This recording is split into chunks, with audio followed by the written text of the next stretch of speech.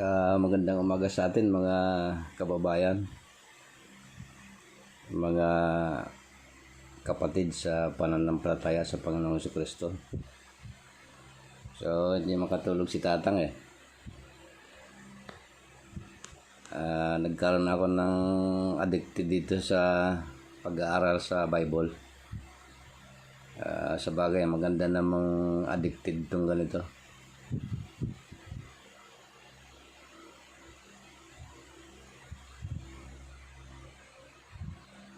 Tutuklasin po natin ito kasi salita ito ng katotohanan, mismo salita ito ng Panginoong Diyos. So yung pag-uusapan natin ngayon, yung may pamagat na ibinigay ang 10 utos. Kaya ano to, kay panahon to ni Moses. So, pinapapunta siya doon sa Panginoon ng Panginoong Diyos ng kataas-taasang Diyos, yung Ama, doon sa bundok na yon, para ibigay yung mga tapyas na bato na yon na may nilalamang utos. So, sagrado po ito kasi utos yan. At nung dumating ang Panginoong Jesucristo, sinabi niya na hindi siya naparito para pawalang bisa itong mga utos na to, kundi kanya to pa rin tinupad niya.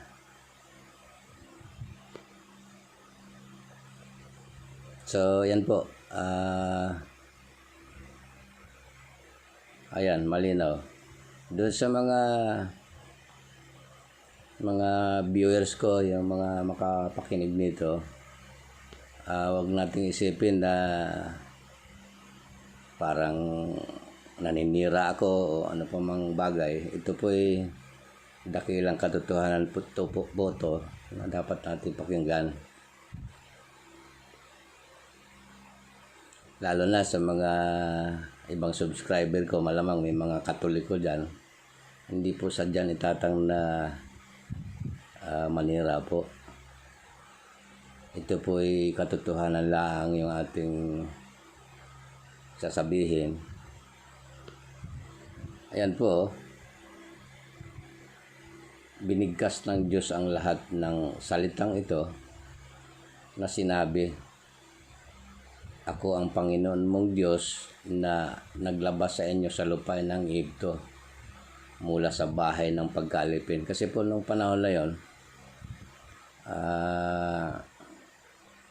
napahapyaw ko na rin doon yan sa unang content ko na itong Israel, nangalap din to nung panahon na yon at inalipin sila ng 400 years doon. At doon nagsimula yung leadership ni Moses. So kaya nung napalaya na sila roon, ayun, binigay kay Apo Moses, kay Tatang Moses, yung mga tapyas na bato na yon na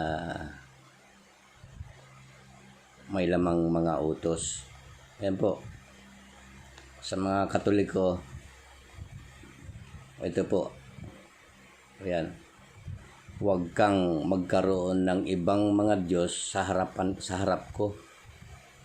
Huwag kang gagawa para sa iyong sarili ng inukit na larawan o ng anumang kawangis, ng anumang nasa langit, sa itaas, o ng nasa lupa, sa ibaba, o ng nasa sa tubig, sa ilalim ng lupa. Huwag mo silang yuyukuran o paglingkuran man sila, sapagkat akong Panginoon mong Diyos ay Diyos na mapanibughuin, na aking pinarurusahan ang mga anak dahil sa kasamaan ng mga magulang. Ano ba yung kasamaan po nila? Yun po yun. Kasi yung matatandaan nung una, ayan nga, sakit na nila yung gumawa ng mga mga rebulto. Lalo na kasi dyan nagmumula yung sa Egypto Tingnan niyo mga Egyptian, ang dami niyang mga ibon, sari-sari mga hayop. Sinasamba po nila yon. So, ayan po. Napaparusahan yung mga anak, yung sumpa At aking pinarusahan ang mga anak dahil sa kasamaan ng mga magulang. Hanggang sa 3 at 4 na saling lahi.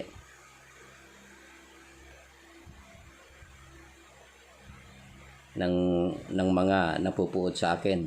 Mga tao kasi dati napupuot sila sa Diyos Magkaroon sila ng konting kahirapan, ang Diyos ang pinagbibintangan. So yan pong utos na yan, pag-aralan natin. Wala pong conversation yan. Wala kang pwede idahilan dyan. Mismo ang Panginoon si Kristo, wala naman siyang sinabi na gumawa kayo ng larawan. Iugit niyo yung larawan ko para sambahin ninyo. Hindi. Ang sinabi niya, manampalataya sa Kanya.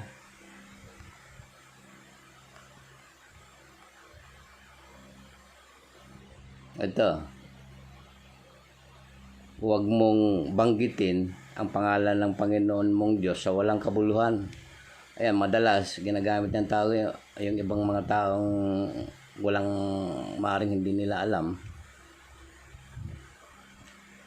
Sabi, saksi ko ang Diyos. Parang ginagamit nila alam ng Diyos na ganito pag nagtatalo sila. So, masama po yun. Yan mabigat ipagpatawad ng Diyos yung mga ganyan. So, dito tayo sa pangatlo. Yan. Maganda po ito. Talagang mababasa nyo. Alalahanin mo ang araw ng Sabat upang ingatan itong banal. 6 na araw kang gagawa at iyong gagawin ang lahat ng iyong gawain. Ngunit ang 7 araw ng Sabat ng Panginoon mong Diyos, sa araw na ito ay huwag kang gagawa ng anumang gawain. So, ang linaw pag-aralan natin to. Huwag daw gagawa ng anumang gawain. Pero ano bang ginagawa? Pasensya na sa may mga reliyon. Yung paglalagay ng pira sa lukbutan o saan mang manglagayan. Gawain po yun. Ganyan ang mga ginagawa. Tuwing araw ng pamamahinga na dapat wala tayong gagawin kundi magpahinga. Ay ang ginagawa, nangingikil, kumukuha ng pira, nagwali-wali, ang baga sa Bisaya, nagwawali, ginagamit ang salita ng Diyos.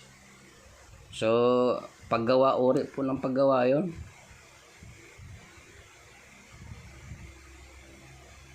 Sabi dito, huwag kang gagawa ng anumang gawain. Ikaw o ang iyong anak na lalaki, ang iyong anak na babae, ang iyong aliping lalaki, ang iyong aliping babae, at ang iyong mga baka. Dugtungan natin. At ang dayuhan nasa loob ng iyong mga pintuan, sapagkat sa loob ng 6 na araw ay ginawa ng Panginoon ang langit at lupa, at ang dagat, at ang lahat na naroroon, at nagpahinga sa 7 araw. Nagpahinga po So, ganun din dapat gagawin natin. Nagpapahinga lang tayo. So, yung ginagawa ng mga reliyon pagdating sa 7 araw ay sa tingin ko mali Kasi ang ikapo kasi dito sa panahon ng lumang tipan Minsan basahin din natin yan. Yung bang halimbawa meron ka 10 baka, ihandog mo sa Diyos yung isa, pipili ka doon ng pinakamainam, pero yun po, baka po yun, at pagsasaluhan po nila yun doon sa bundok, doon iaalay yun sa Panginoon, ihandog, at susunugin yung mga taba noon. Yun po yun. Ang ginawa ng mga reliyon, kinumbert nila. Nako, aywan ko ba dyan?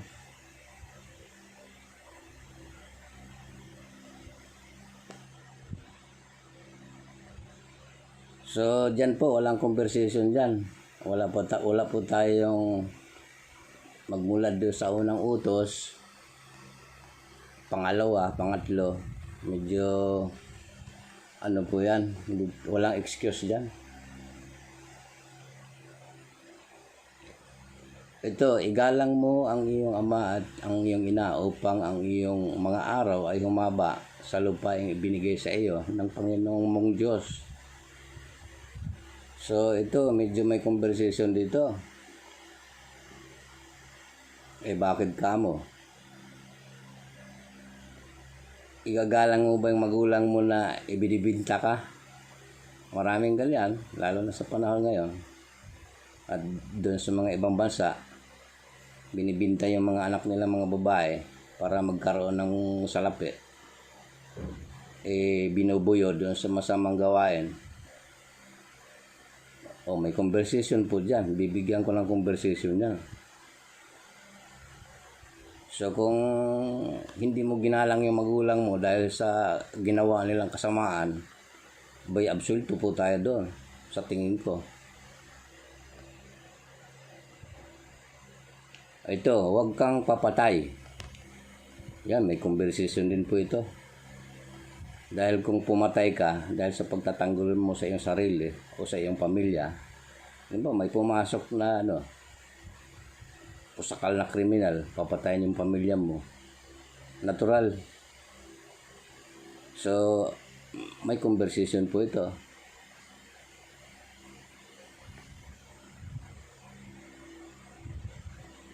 Huwag kang mangangalunya. Huwag kang magnanakaw. Ito, huwag kang magnanakaw. May conversation din po yan. Halimbawa ay naglalakad kayong pamilya, napadaan kayo sa isang lugar na kayo nagutom, nauhaw, ay may mga nyugan halimbawa. So kailangan ninyo ngayong gawin yon, wala yung may-ari.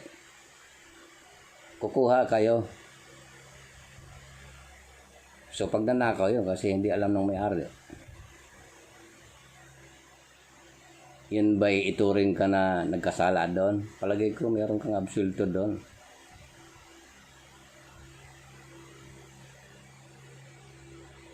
Huwag kang mangangalunya. Ito, minsan ginawa ito ni David. Dito siya napasama bakit ka mo? Yung asawa ng kanyang kanang kamay niya na sa mandirigma na si Uriah, pinag-interesan niya Ayun. Manapat si David nung panahon na yun, pinayagan na nga siyang marami siyang asawa.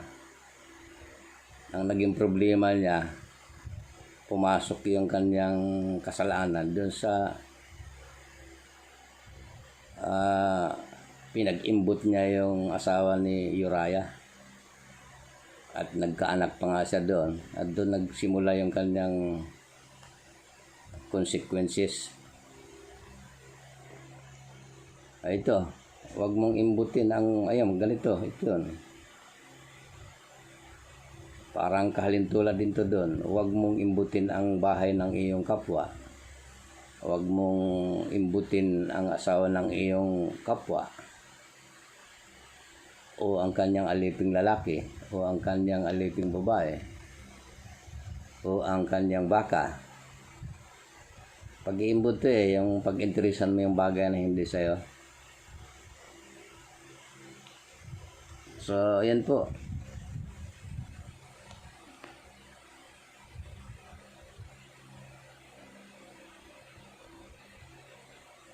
Yan po yung 10 utos na yung iba, katulad nung unang utos, pangalawang utos, wala po siyang conversation, wala kang may kakatwiran.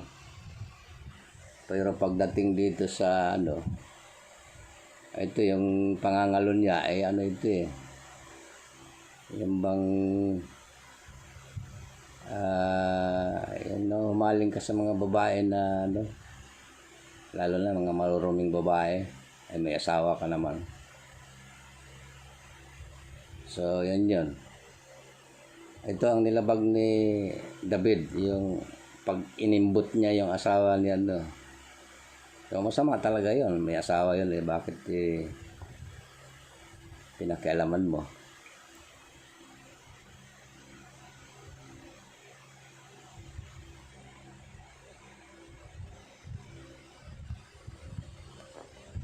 So yan po mga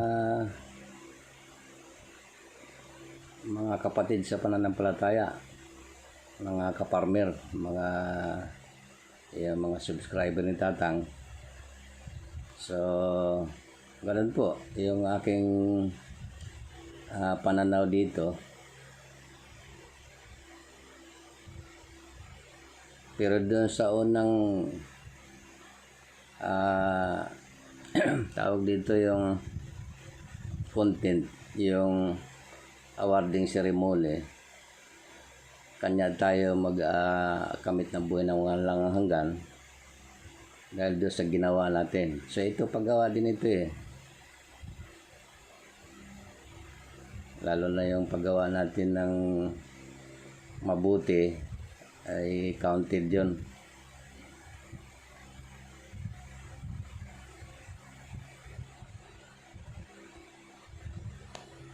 Ginawa mo yung pagsunod ay magbubunga yan ng buhay na walang hanggan. Pero tayo naman, wala namang exempted sa atin, lahat naman tayo makasalanan Kaya binigay nga niya yung kanyang bugtong na anak, manampalataya tayo doon at magsisi siyempre sa ating mga kasalanan. Yan lang po yun. Wala namang, kasi nung lumabag sa utos yung dalawa, yung mag-asawa, si Eva at Adan, ay may sala na rin tayo. Nananalayte na sa ating dugo yung kasalanan nila. So wala po, walang, sabi ng Bible, walang matuwid kahit isa. Pinaulit-ulit pa nga So ang makapaglilinis lang sa atin yung pananampalataya natin sa Panginoong Hesus. Magtiwala tayo doon at siya nang bahala doon na unti-unti tayong mabago.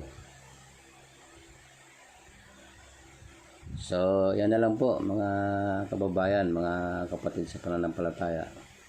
Magandang umaga sa ating lahat. God bless po.